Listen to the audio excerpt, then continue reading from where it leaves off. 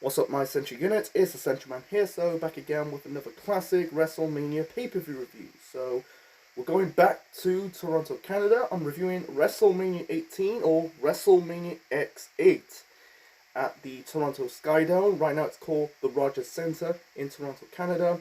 On the 17th of March 2002, the attendance for the show was 68,237.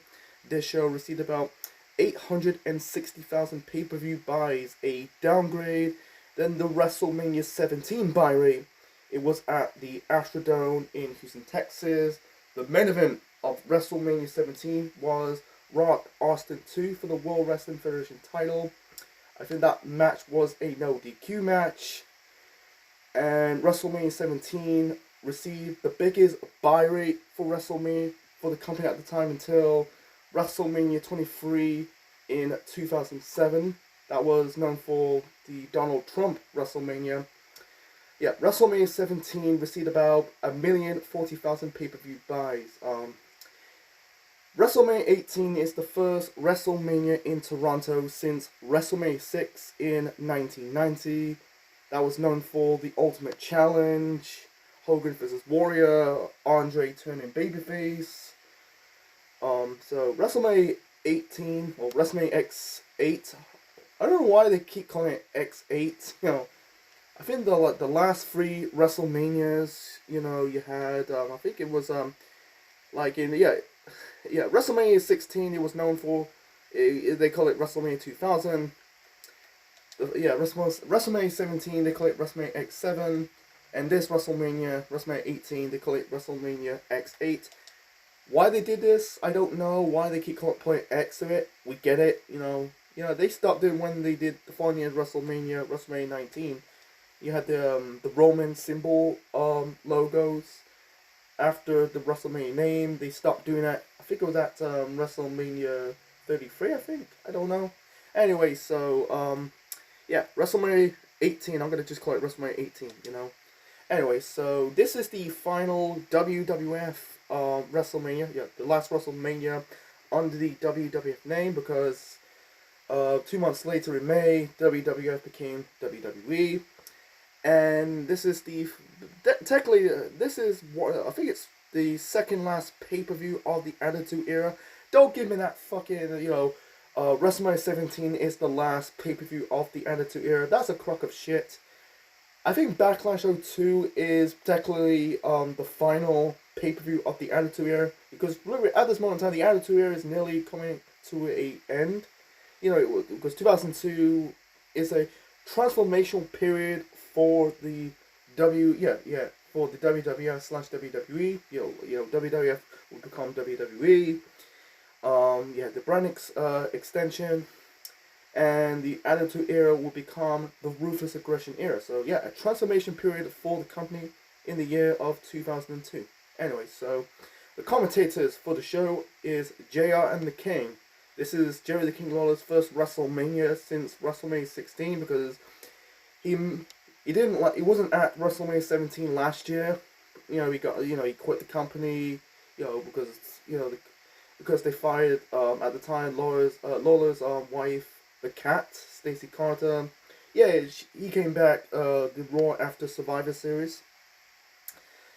So WrestleMania 18. So some people don't really praise this show that much. So we'll get to my final ratings in the end of this review. So you had bands playing for this WrestleMania. You had Saliva. Saliva did, I think he did Batista's theme music, Jericho's theme music briefly.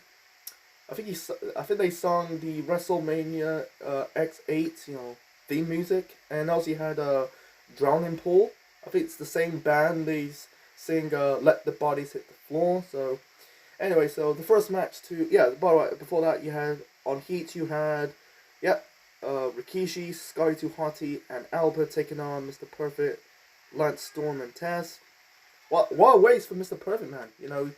He appeared at the Royal Rumble in January, and then he's not on the main show for WrestleMania. So I think at the time he had no plans for him. So it's really sad that a year later we're not going to see him. But it's just a waste for what they they kind of misused Mr. Perfect, you know. Anyway, so the first match to kick off WrestleMania 18, we got the Intercontinental title match. So William Regal, the champion, defending the belt against Rob Van Dam. Regal was doing the whole brass knuckle gimmick, you know, using the brass knuckles to win his matches. I think RVD, I looked it up, that he won a number one contenders match to face Regal on the show. In that number one contenders match, you had the Big Show in it, and you had this they cut the scene to Big Show at Times. I think it was at Times Square in New York.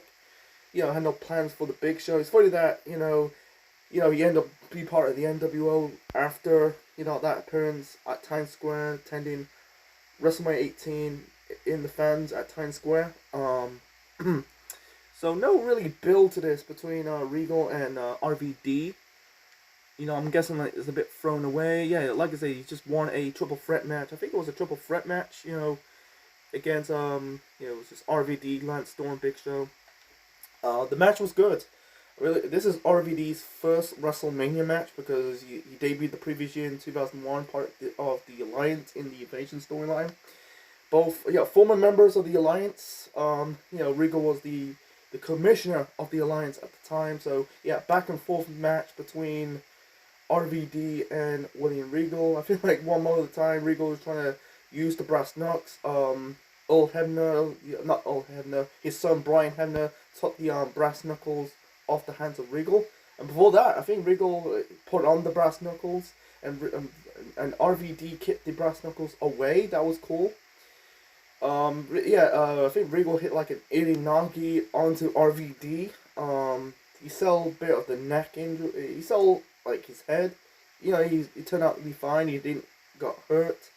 Trying to keep it short and simple. In the end, RVD hit the I think it's the is it the frog splash or is it the 5-star frog splash onto Regal to win this match, and he become the new Intercontinental Champion. This is the first of 6 Intercontinental victories for RVD in his, I think, first run in the company. Regal won the title in February against Edge. He had a feud with Edge. So, it's just what it is. Regal was going for the power of the punch. RVD stopped it. So, it was a decent... People don't really praise this match. For me, I think it was a decent, good match to kick off WrestleMania 18.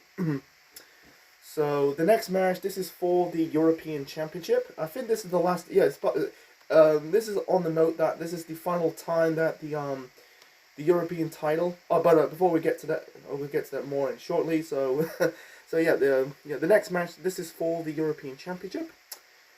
We got Diamond Dallas Page. This is his one and only WrestleMania match, defending the belt against Christian. So no build to this. So basically, Christian was on a losing streak, and he was teaming up allied with DDP. He was, he's doing the whole, at the time he's doing the yoga thing that inspires him. DDP doing what he's doing right now, DDP yoga. So yeah, Christian was doing his he was on a losing streak after after his feud with Edge. He was on a losing streak, and he was on a losing streak. It's funny. He's on a losing streak. He was allied himself with DDP, and then on the go home show to Raw. I think it was a tag team match or a 1-on-1 match against, I think it was Billy O'Chuck. DDP hit Diamond Cutter onto Billy O'Chuck to help Christian won that match, and then Christian turned on DDP to set up this match on the show. Christian was doing he was mocking DDP's smile. He does that smile. That was during his yoga gimmick. And he kind of talked shit towards his hometown. I think you call it a downgrade place. I think he moved in Orlando. I think that was back to his promo before this match. So anyway, by the way, this is the last time. Actually, I'll get to that. I'm going to talk about after this match. So the match was decent. I wish they had enough time. It was 6 minutes, but it was a fun match for what it is.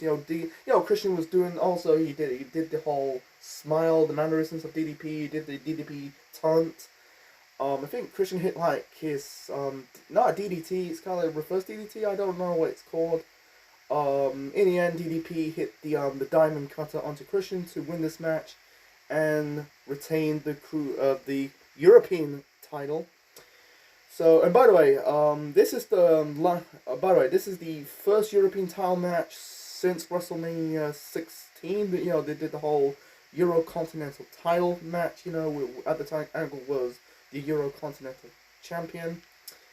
I don't think it was defended. I don't think it was defended at the previous year's WrestleMania 17. I don't think. No. It was last time. No, it was last six. No, I forgot. They put, they had the European title match at the previous WrestleMania. My bad. Yeah, with Eddie Guerrero versus Test. Eddie won the title. So, by the way, this is the third. I think it's the third. This is the fourth time they did the European. I think it's fourth. Yeah, the fourth time or the fifth time. I think it's the fourth time they did win the European title match at a WrestleMania. I think because the European title's been around since '97, and I think it's defended at 4 WrestleManias or 5 years WrestleManias. I don't know. It's been around not too long. It's been on for 5 years. So by the way, this is the final time that the European title was defended at a WrestleMania. Because in July, RVD became the last champion before the title was retired. I wish they bring that back. Hope they bring that back. You know, it'll likely be part of the UK division of NXT. And like I said, DDP went on to lose the European title to William Regal on an episode of SmackDown, and this was the end of DDP's run in the WWF as a pro wrestler. You know, he on 1 month later on SmackDown, he had a match with Hardcore Holly, and he injured his neck by a botched suplex attempt by Bob Holly. It's funny that then, months later, Bob Holly went on to, Karma bits Hardcore Holly, Bob Holly in the ass. He took I think it was a botched suplex by Brock Lesnar months later, that put him on the shelf. So yeah, DDP got hurt, and then June he got released. He had a run in TNA. He won't be back into the company in the WWE for another a decade later. He did the whole promoting the WCW Monday Nitro DVD, then be part of the Heath Slater's storyline with the Legends. As both got similar names, by the way. I call him Heath Slater, Heath Ledger. Heath Ledger, Heath Slater. Get it?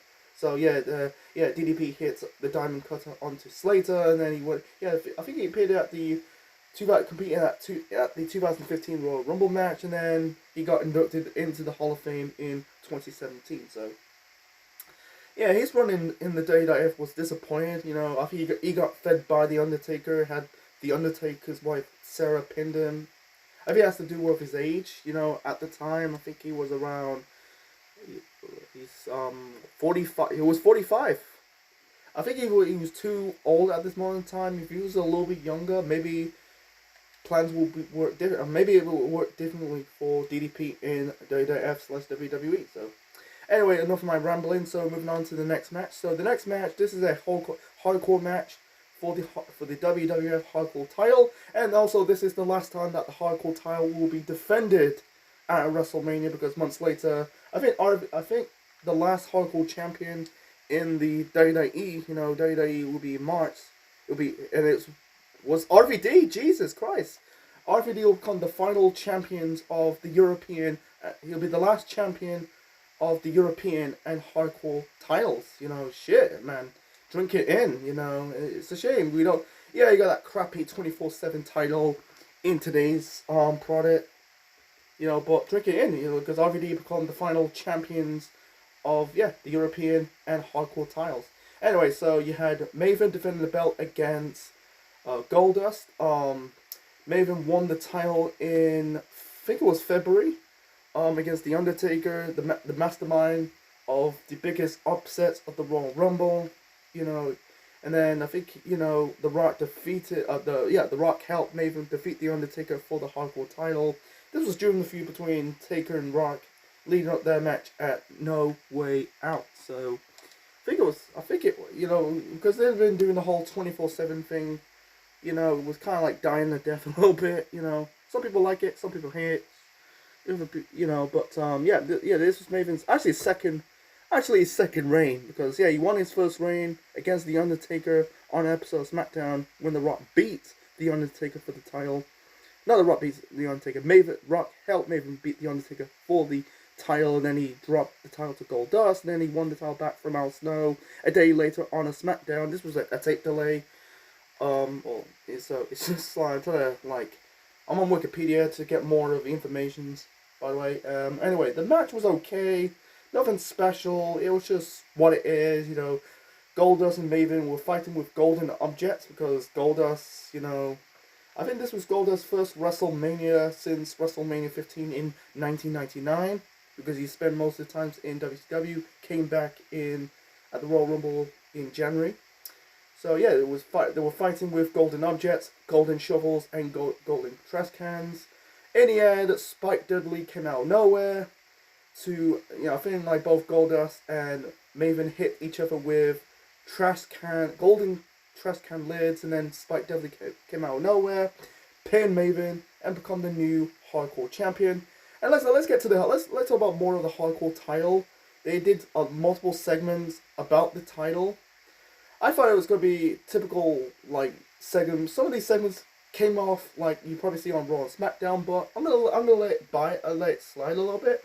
The 24/7 rule segments on this show were entertaining. You know, Spike Dudley was the champion. You know, you had this stupid segment. You know, you had Al Snow driving a cart. You know, with Teddy Long. He was at the time before he was the SmackDown GM. And the manager, Mark Henry, driving in a I think it was a golf cart. You know, they kind of crashed into a piles of boxes. Yeah, Hurricane became the Hardcore Champion after pinning Spike Dudley, and then there's one segment. You know, you had on this show you had the Hurricane. He was in the girls' locker rooms.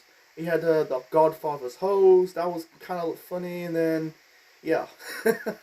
and then Mighty Molly. That's Molly Holly pins the Hurricane. And then minutes later after that, you know, Christian become the new 24/7. Not 24/7. You know, not that title, but the Hardcore Champion.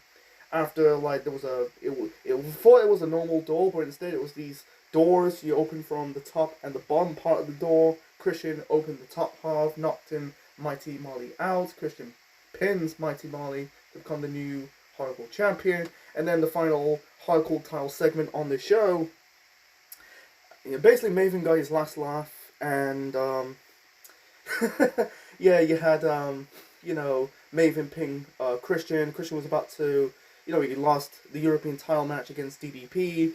He won the title on the show because, you know, he's a hometown boy. He was about to leave the arena on a cab, but Maven pins Christian to become a three-time Hardcore champion, and then left the arena on Christian's cab. And also, I forgot to mention this, you know, after the match between Christian and DDP, DDP cut promo, says, "I'm proud for you not throwing he's proud. I'm trying to remember the promo, by the way. I'm speaking too fast, by the way. Anyway, yeah, DDP said to Christian, "I'm proud for not, you know, control your anger. You know, I know you lost the match towards the 67,000 people. You know, he's just like, he's basically proud, even though you lost the match. I'm proud you didn't like throw a tantrum." And Christian ended up throwing a temper tantrum. I think he was doing it at the time. I think it was good. I like this stuff. It was funny. The 24/7 stuff was funny. I thought it was filler, throwaway, but I think they made it entertaining. You know, like I think it's the best they utilized that well. You know, like other two, like I think they did a Hardcore title match at WrestleMania 15. Did that bastardizing match at 16. That was not that good. I like the triple threat match at Mania 17. Big Show, Raven Kane for the title. I like the stuff with the 24. Using the 27 rule for the Hardcore title on the show. I thought it was filler, but no, it was funny. I like it. So yeah. So let's move on to the rest of the matches on the show. Sorry. Yeah, I'm kind of rambling and trying to get the message point. So the next match we got Kurt Angle versus Kane. This is kind of thrown away, no build to this. It feels, I think they did Kurt Angle dirty. You thought Angle was gonna have a main high profile WrestleMania match. Unfortunately, that's not the case. He was the final two in the 2002 Rumble match. Then he fought Triple H at No Way Out, won Triple H's title opportunity at WrestleMania, but instead Triple H won his title opportunity back, and then so no plans for Angle.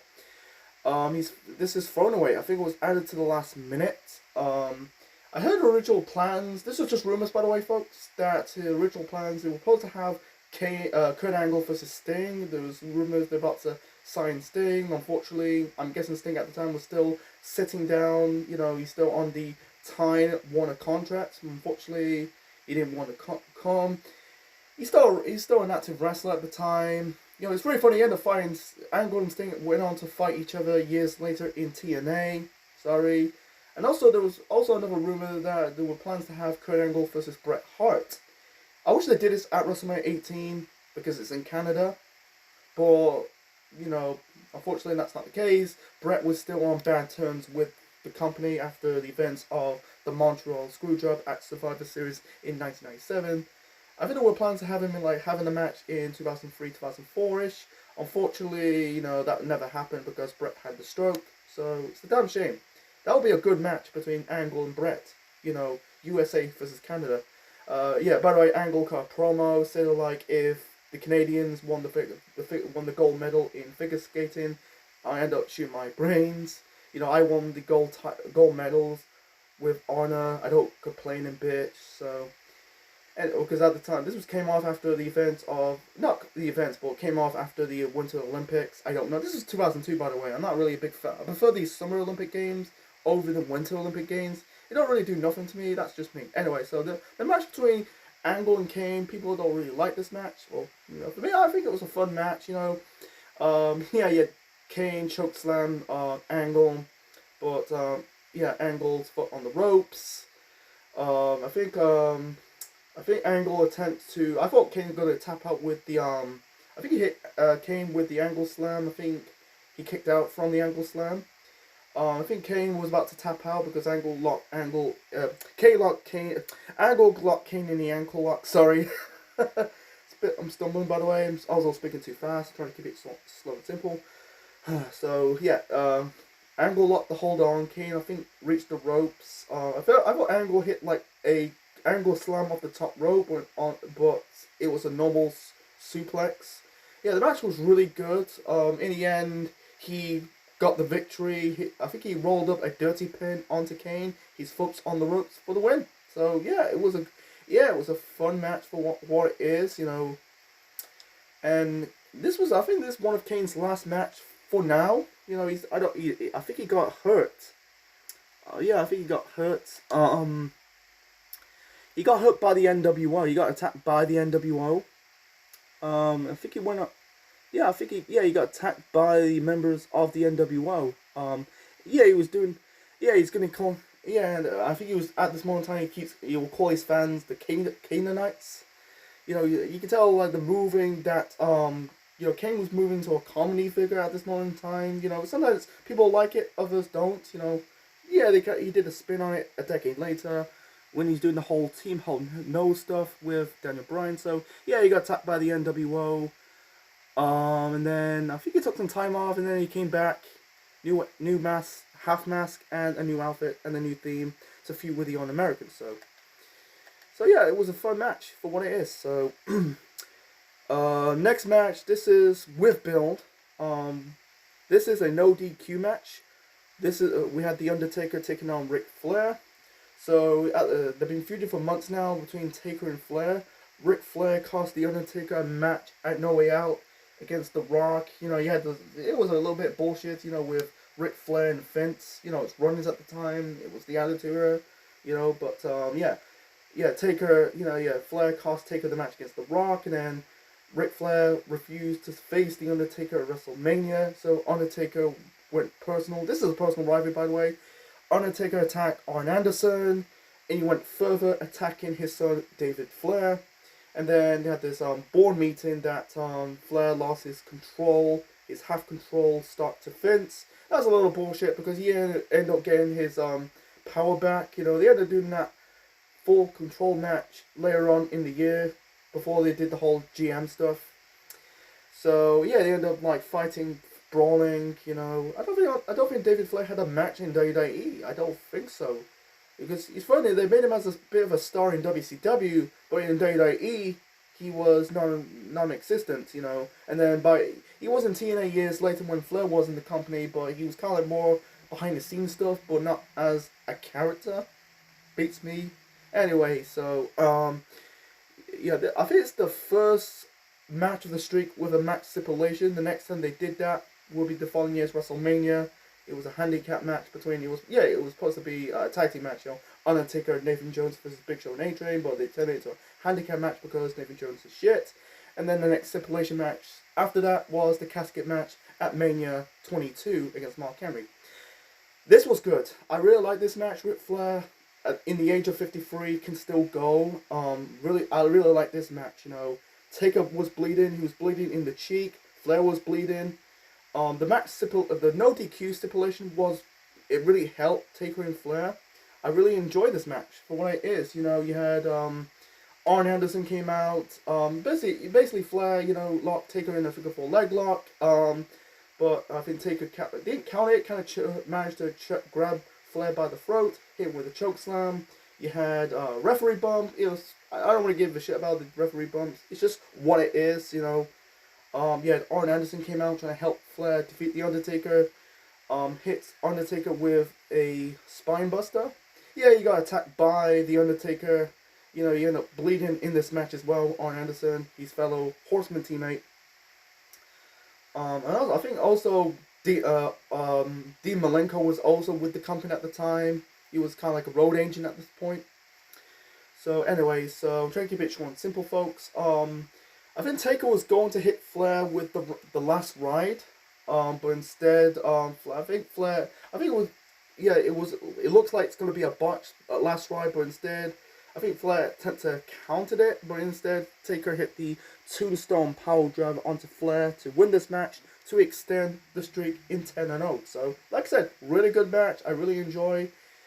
You could say it's the second best or the match of the night of this WrestleMania. I really like it, man. It's one of the best Taker matches of the decade compared to other Taker matches in the 1990s. So, yeah, I really like it. You know, like Flair countered the old school attempt by the Undertaker. You know, they really bumped their asses, really made it good, made it work. So, I don't think they probably had one more match, and then they went on to move on to their separate ways. The heel Undertaker stuff was fucking good. He went on to become the world champion, you know, WWE title champion in May at Judgment Day. So that's it. So after this Taker match, you know, you can tell the show went downhill from it. Really fell off the cliff after this match. So the next match we got Edge versus Booker T. This is Booker T's first WrestleMania match. Yeah. This is for who's going to be in a Japanese shampoo advert or a Japanese shampoo commercial. Match sucked. It was just kind of thrown away. I wish Edge put Edge in a high-profile match at WrestleMania. You can really put him in an Intercontinental match. It was the wrong person to put Edge in it. I'd rather put someone else in it. If it was like someone else, it'd be okay. But with Edge, you meant to pushing Edge into a high-profile spot. He ended up becoming IC and Tag Team Champions later on in the year, before the neck injury the following year in 2003. So I'm going to keep it short and simple. So yeah, Edge hit the spear. I think he hit the spear. Hit his own version of the Spinner-Rooney. He called it. I think the announcers. I think JR or Jerry Lawler called it the Edge-O-Rooney. That was kind of funny. In the end, Edge hit the Edge-O-Cation onto Booker T for the win. So yeah, that is bullshit. You know, I get storyline wise, you can't have everyone fighting for championships, but it's just it's just whatever, man. So as for Booker T, I don't think he won a match at WrestleMania. I think he appeared in 7 WrestleManias. and Booker T haven't won a single match. Wow. I don't think so. I think it was 7. I think his last WrestleMania match he was in, it was at WrestleMania 28. It was the Team Johnny versus Team Teddy match. And he lost. But besides that, yeah, I don't think he won a match. Regal lost back-to-back WrestleMania in a row. His first WrestleMania was Mania 17 against Jericho, and he went on to lose the IC title match to RVD. I think Regal's also a guy who never won a match at WrestleMania, in my knowledge. But yeah, Booker T, man, 7 WrestleManias. So yeah, the following year's WrestleMania, Mania 19 in Seattle, he lost the World Title match against Triple H. That was a burial. I don't want to get into it. At Mania 20 at MSG, I think he was part of the tag team turmoil match. I think he lost. I think at Mania 21, I think he compete in I think he was the competitors in the first Money in the Bank ladder match. Then in Mania 22, I think, he lost to the Boogeyman. That was bullshit. And then his last WrestleMania for 5 years, he competed at the third Money in the Bank ladder match as King Booker. So yeah, it's a damn shame. It's just like, you don't see like guys have a 0 record at WrestleMania. People shit on Sasha Banks' record at WrestleMania. Booker T has an embarrassing record. So anyway, moving on to the next match. So the next match, we got Stone Cold Steve Austin taking on Scott Hall, representing the NWO, with Kevin Nash, his fellow outsider member, in his corner. This is between WCW and WWF. The NWO were feuding with Rock and Austin. We'll get to the Rock Hogan match later on in this review. So yeah, at No Way Out, the Hogan, Hall, and Nash made their return to the company after spending years in WCW. The NWO offering Austin some beer. He kind of dissed them, and then they cost Austin the undisputed title match against Chris Jericho. And then for weeks, the NWO beating down Stone Cold Steve Austin. I think they bashed Austin's leg with a cinder block, and Hall hit he hit Austin in the head with a wrench, and then Austin kidnapping Scott Hall, and I think he shot Kevin Nash with a net gun, throw a net onto Kevin Nash, and then kidnapping Scott Hall, and wow, it's just what it is. And this is Austin's first non-title match since WrestleMania 13 against Bret Hart. Yeah, he missed WrestleMania 16 due to he's started recovering from the neck injury, but and that was this is the part that Austin is frustrated, because I think it led to him walking out of the company later on in the year. Yeah, if I was Austin, I'm guessing he sent to Vince, "You gotta be kidding me! I'm facing Scott Hall, because last year's WrestleMania I fought against The Rock. That WrestleMania in my hometown, I think Austin's from Victoria, but my home state of Texas, they got the biggest buy rate for the company at the time. That is the there was 1,004,000, and it's like, I think I don't know what the hell's going on. Yeah, you're gonna have Austin in the title match, but that's not really a WrestleMania. Really not really a WrestleMania worthy match. It's just what it is, man. It's just like, what the fuck?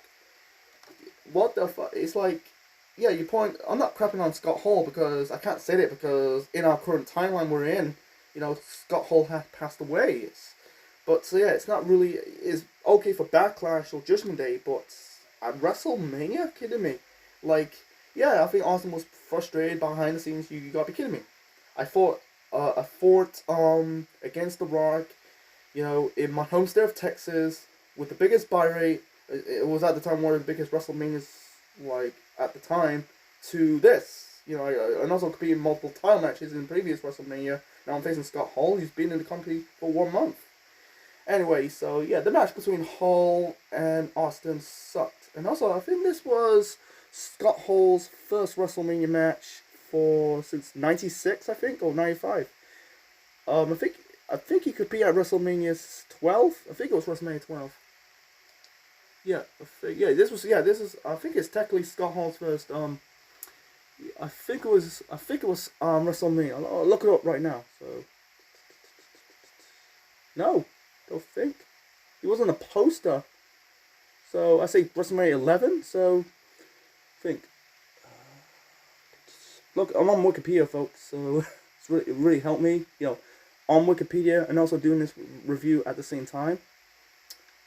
No, I don't think he's up. No, he's on the poster for WrestleMania 12. So no, I say WrestleMania 11. So 7 years. I think he got suspended and he led up to leaving the company. So yeah, I say WrestleMania 11 was the last time Scott Hall competed in a match at WrestleMania.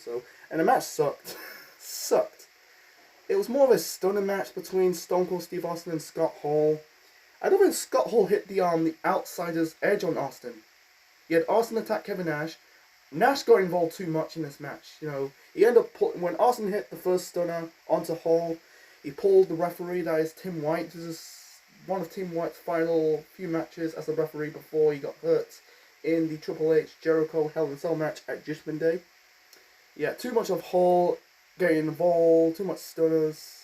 In the end, I think Austin hit not one, not two, but 3 stunners onto Scott Hall. He hit a stunner on Kevin Nash for the win. So yeah, Austin was frustrated because not have him be in the main event of WrestleMania.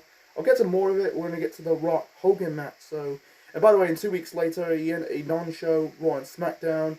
He fought The Undertaker at Backlash and then Ric Flair at Judgment Day before he walked out of the company. And also it was the last time Austin won a match at WrestleMania, because the following year WrestleMania in Seattle in 2003, that will be his final match against The Rock. So, moving on to another not so good match. This is a 4-corner elimination match for the WWF Tag Team Championships. Billy and Chuck, that is Billy Gunn and Chuck Palumbo, defended the belts against the APA, the Dudleys, and the Hardys. So, Billy and Chuck was doing the gay gimmick, I don't want to get into it, defeating Taz and Spike Dudley for the belts. Disappointed because the last 2 WrestleManias, 16 and 17, 16 you had the triangle ladder match between Edge and Christian, the Hardys and the Dudleys, and then at Mania 17 they did TLC 2 to this. I understand you can't do ladder matches every single time, I get it, but this match was boring. Who's the first tag team got eliminated was the APA.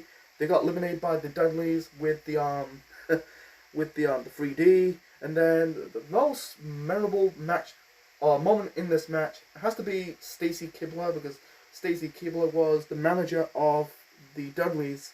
Jeff Hardy spanking Stacy Keibler's ass and kissing Stacy Keibler. That was funny.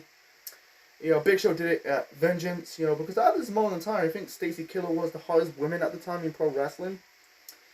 Anyway, yeah, the Hardys went on to eliminate the Dudleys. I think it was, it was a Twist of Fate and the Swanton Bomb combo. I think Matt hit the Twist of Fate. I think it was on Bubba Ray after Billy O'Chuck pushed Devon off the top rope. He kind of crashed through a table. Yeah, it was Bubba Ray.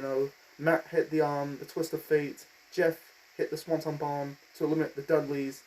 Billy and Chuck went on to retain the tag team titles. I think Billy or Chuck hit Jeff Hardy with the tag team title belt, and I think Billy hit the Famous onto Jeff Hardy for the win. So I think it was disappointed, and also I find this match was a bit boring, lackluster, and I think people at the time didn't have an opinion. Some people liked the Billy and Chuck gimmick. For me, it doesn't really do nothing for me. I'm not hating it. It don't really do nothing for me. I'd rather have the Hardy, or the APA, or even the Dudleys win the tag team titles. That's just me.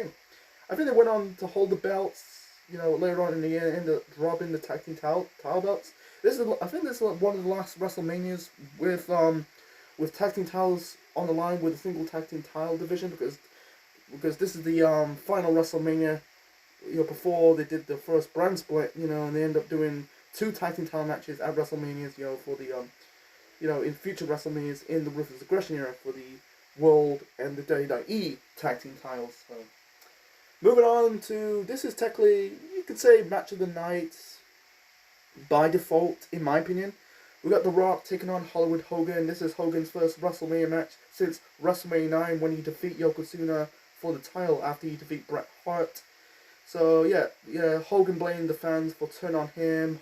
Rock says, they didn't turn on you, they worshipped you. And they had this segment on Raw, the challenger match at WrestleMania. Rock hit Hogan with the Rock Bottom, and then, like I said, this was still in this rivalry between NWO versus Rock and Austin. Yeah, NWO, did not just attack Austin, they ended up attacking the Rock. You had hitting the Rock with a wren. I think he hit him in the back of the head with a hammer. You had Hogan driving a truck and ran the Rock, running the ambulance with the Rock inside it. You can see it. You can probably see it on YouTube. Multiple video packages of WWE produced. With ambulances. Hogan driving a truck, really running down an ambulance with Rock inside it. So it's just what it is. So the fans were cheering Hogan. It has to do with the legacy of the main event of WrestleMania 6 between him and the Warrior. They were booing The Rock. I don't know why they're booing The Rock. Maybe Rock at this moment in time was a part-timer. He's not wrestling on a full-time schedule ever again. So I wish they, it was icon versus icon. I wish they change it around, in my opinion. Have The Rock defeats Rock face Scott Hall on this show, and they should have done Hogan and Austin, because notice about The Rock, he's kind of like the icon, but at this moment in time, Rock was kind of like a co-star. Because the main star is Stone Cold Steve Austin. He's the main star of the Attitude Era. You can have two icons, two faces. Hogan was the face of the Golden Era, the Hulkamania era of the 1980s. Austin was the face of the Attitude Era in the late 90s, early 2000s. So that's just me. That was the reason why Austin, was frustrated. So yeah, like my previous matches with Hogan at Mania 3 and Mania 6 against Andre the Giant and the Ultimate Warrior, Hogan don't need to do anything. Rock and Austin, not Rock and Austin, Rock and Hogan don't really need to do more in this match. They got really the good reaction in the palm in their hands. Palm in their hands. Before we get to it, by the way, in the Edge Booker T match, this was Edge's final WrestleMania match until WrestleMania 21, until he would become the first winner of Money in the Bank in 2005, because he missed the other two WrestleManias because he had the neck injury. Anyway, let's get back to Rock and Hogan. Like I said, don't really need to do anything. They got the crowd in the palm of their hands. Hogan hit the I think he hit The Rock with the I think they fight outside. Like I said, Hogan did the muscle up, the finger poke, the big boots. He hit The Rock with the leg drop. Rock kicked out. In the end, I think he kicked out the Rock Bottom by The Rock, and in the end, Rock hit another Rock Bottom and the People's Elbow for the win. And then afterwards, you had Rock and Hogan shake hands, and then you got Hall and Nash of the NWO came out, and also there was a segment before this match. This was early on in the show that Hogan wants to win this match by himself. Hall and Nash said, "We're going to interfere." Did not interfere. Rock basically, Hogan put over Rock clean, and you can tell the fans in Canada got respect of The Rock. They boo The Rock. I don't know. I don't know why they hate The Rock. I don't know. I don't want to get into it. So, and afterwards, Hall and Nash attack Hogan, and then Rock came to the rescue, and Hogan will become the normal Hulk Hogan with the red and yellow. This was like the beginning of the end of the NWO, by the way. The NWO will be, they formed a different version of the NWO in WWE. They added X-Pac, who was part of the original NWO in WCW. Then the Big Show, who was formerly known as the Giants at that time, in WCW. Then they added Shawn Michaels, who's not basically a new member who's not part of the original NWO. This was Hall's final WrestleMania match ever, because he had one more match after this, on a pay-per-view. I think it was at Backlash, and And then in May they did the whole, he was part of the plane ride from hell. I don't want to get into it for this review.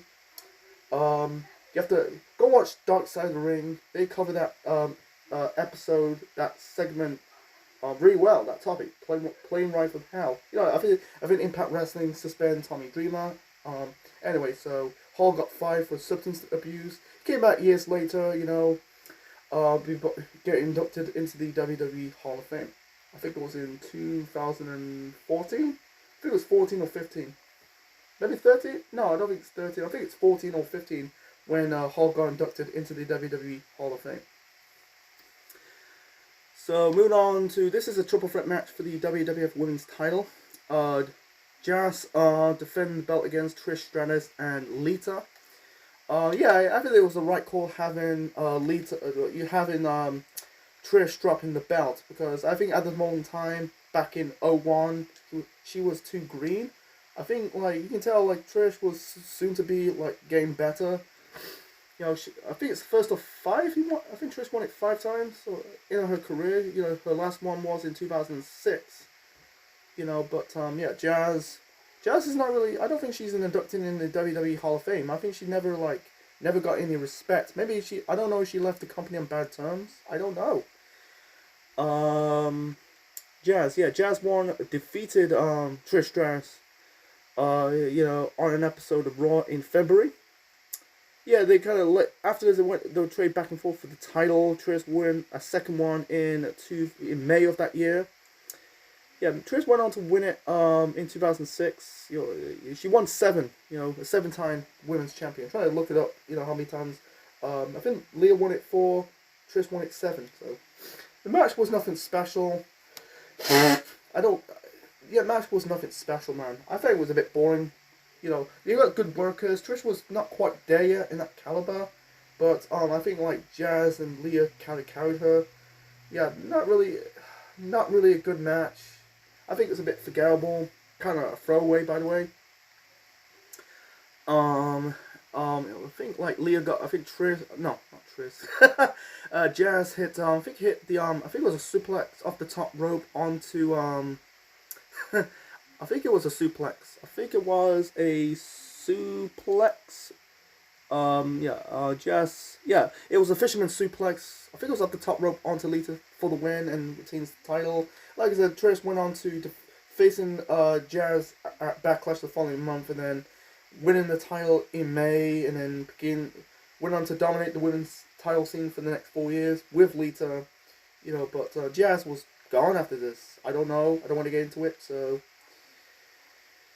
that was it. That was the semi main event for WrestleMania X8 or WrestleMania 18. So I think that's it. Moving on to the main event. So the main event, this is for the undisputed WWF Championship. Chris Jericho, the champion, with Stephanie McMahon in his corner, defending the belt against Triple H. And this was Jericho's one and only WrestleMania main event. So yeah, Jericho defeated The Rock in Austin the same night at Vengeance to become the first undisputed champion.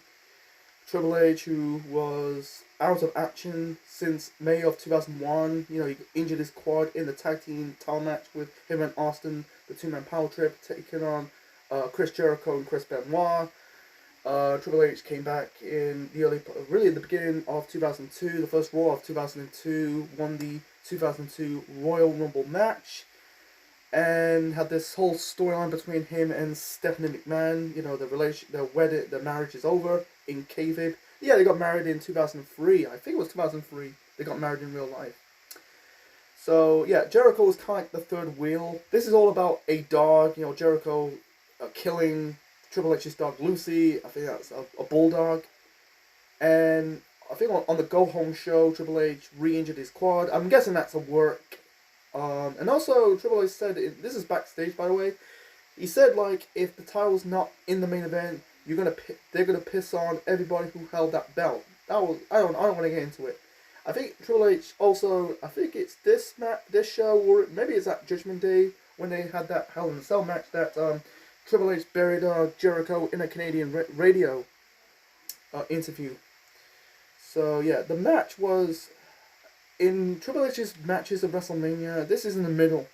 It's still a good match, not a great one. It was a bit eh. I feel like it's not really a WrestleMania worthy match. I heard like Jericho hate his time as the Undisputed Champion, and I don't think Jericho wasn't ready for it. I think like Triple H is a babyface and Jericho is the heel. Jericho was better off as a heel, but I think it was better off having roles reversed. That's just me, but wow, it's just not. I think he was not ready, man. He was kind of the third wheel. This rivalry is between Triple H and Stephanie. Stephanie did get involved. I like boxing the match, Jericho working on the quad of Triple H, and then when Triple H working on the leg of Jericho, I was like, Jesus fucking Christ. It kind of thrown against the story. And also, speaking of the Go Home show to Raw, Triple H re-injured his quad. Jericho locked in the walls of Jericho onto, I think it was on the barricade to further up the injury. I think it's the callback to when Triple H tore the quad that night in May in the tag team title match. It's a good callback to it. So, there's moments in the you had the table spots. Jericho was going for the walls of Jericho. Triple H was going for the pedigree onto the table, but Jericho sorry, choking on my spit, by the way. Back body dot Triple H onto the announce table. Triple H got his revenge on Stephanie, hit the pedigree on her.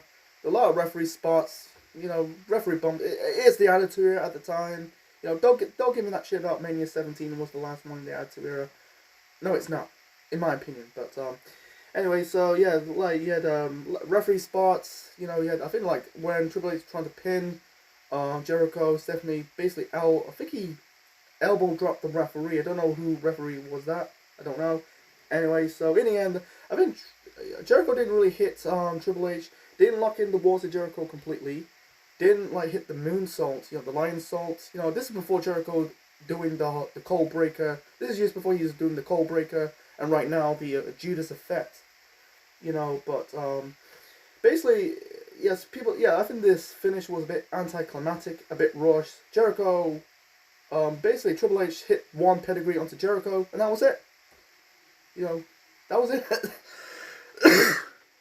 That was it, folks. Just one pedigree, and that was it. That's the end of the match. So Triple H. It's good to see Triple H winning the Undisputed title. I think he's become the second Undisputed champion. The first one was Jericho. And by the way, this is the last pay-per-view with the Attitude Era WWF title belt was on the line, because I think the following episode, SmackDown, the title it had introduced the Ruthless Aggression WWE title belt, and it did, and also Triple H ended up dropping the belt to Hogan the following month at Backlash because of the momentum he had at the match with The Rock at that same WrestleMania. So I think the best point for Triple H is turning heel when he feuded with Shawn Michaels later on in the year. So, and by the way, I think it was 2 weeks later. 2 weeks later, on Raw, Triple H defending the title against Jericho and Stephanie. And then Triple H won the rematch. Stephanie was forced to leave the WWF, and then months later, she became the first SmackDown GM in WWE history. So it's just like I said, the best thing for Triple H's career is turn back babyface when he's like pedigree Shawn Michaels. The Raw. I think it was the Raw after Vengeance. To kick off that rivalry. But besides that, the main event, it was a decent main event, not the best one. Felt like a match, more like a Backlash, a B-rated WWF pay-per-view main event, but not a WrestleMania-worthy main event. So it's just what it is. And like I said, Triple H dropped the title to Hogan the following month at Backlash. So everyone went their separate ways. They had Jericho and Triple H had their payoff, the blow-off at Judgment Day in May, the first pay-per-view under the WWE name, and then they went off the separate ways. The feud again in the year 2009, the whole DX Jericho match, the TLC match at the first TLC pay-per-view. So it's just what it is. And Jericho went on to win another world title again in the year 2008. The world title belt when he was in this feud with Shawn Michaels.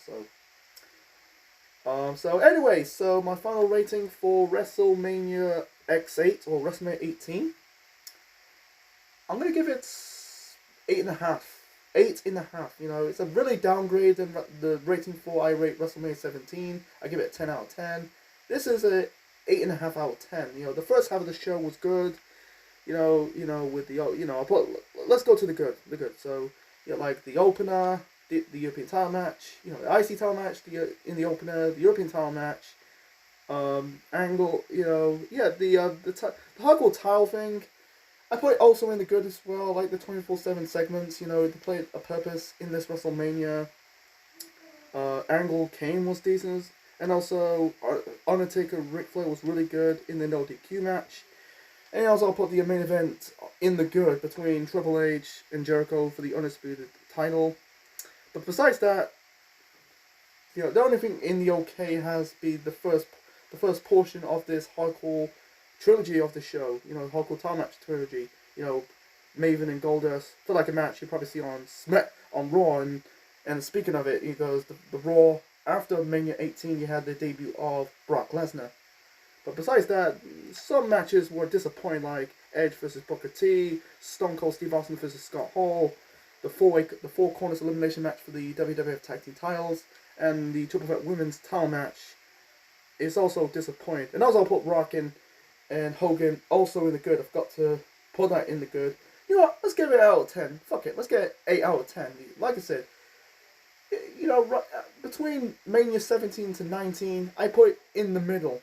Wasn't a bad show, wasn't great, but I think it was an enjoyable WrestleMania to watch. So anyway, hope you enjoyed my review of WrestleMania 18. Leave your thoughts and comments below, smash the like button, click the like, click the bell, subscribe to the Central Man Network on YouTube, be part of the Central Unit for more wrestling videos and more. Next time, let's travel back 5 years into the past. I'm doing this story arc, WWF in 1997, 25 years later. Yeah, let's review WrestleMania 13. This is technically a one-match show between Bret and Austin. So, yeah, stay tuned for that, folks. So, like, share, subscribe. We'll see you next time. Thanks for watching.